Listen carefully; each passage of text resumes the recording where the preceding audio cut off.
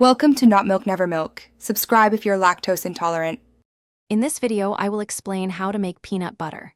First, choose fresh, raw peanuts for the best taste and texture. Next, spread them in a single layer on a baking sheet and roast them at 350 degrees Fahrenheit for about 10 to 15 minutes until golden brown. This step enhances their natural flavor. After roasting, let the peanuts cool completely. This makes them easier to process and prevents the butter from becoming too oily. Once cooled, gently rub the peanuts to remove their skins. Most will come off easily.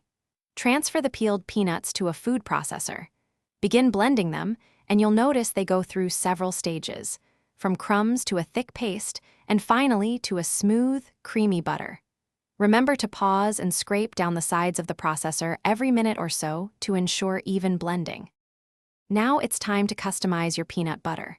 A small pinch of salt really brings out the peanut flavor.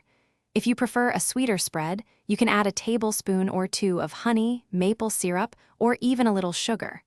For a thinner consistency, drizzle in a teaspoon of neutral oil, like peanut or vegetable oil, while the processor is running.